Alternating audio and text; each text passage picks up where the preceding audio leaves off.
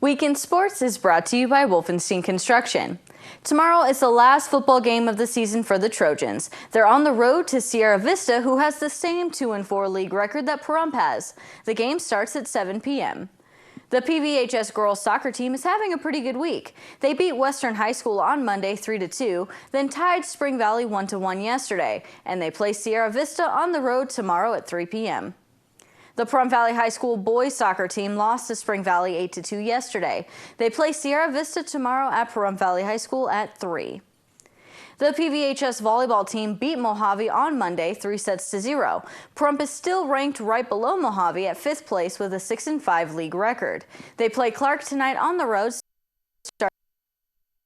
starting at 6 p.m. In their first matchup, Pahrump beat Clark 3-0. Then this weekend they head to the Longhorn Invitational in Las Vegas. Yesterday was Back to the Future Day, and according to the film, the Chicago Cubs baseball team wins the World Series. Unfortunately, the Cubs could not fulfill that prediction.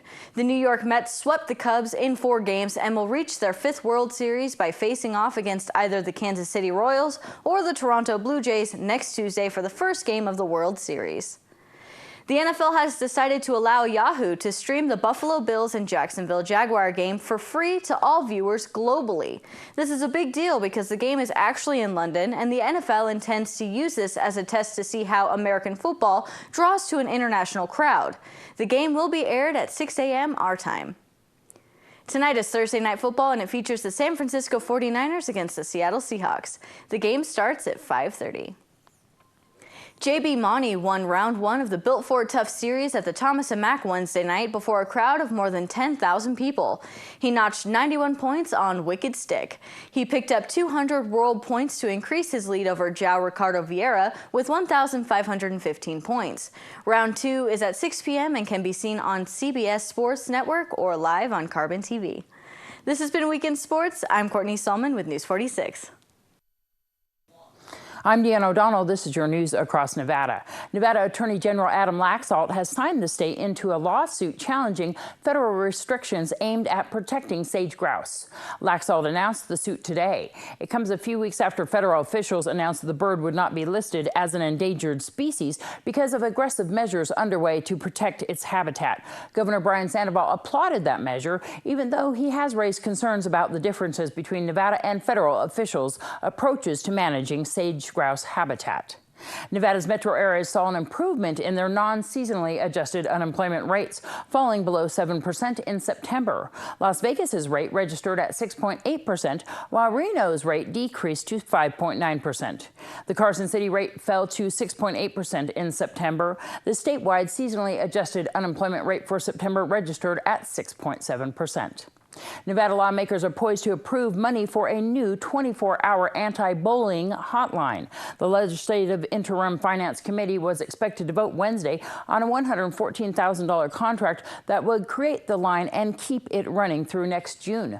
Legislators approved a broad anti-bullying bill this spring that called for the hotline as a way to reduce bullying-related suicides. The state plans to work with the Crisis Call Center, which runs a suicide prevention hotline. One line at the center would be dedicated to bullying reports, and staff would be trained on how to best resolve the cases. The center is also supposed to be able to accept text message reports no later than July 31st. State officials say texting better suits the younger audience. The hotline aims to help. I'm Deanna O'Donnell. That's your news across Nevada. Are you still wearing shorts and t-shirts? If you say yes, there's a good reason.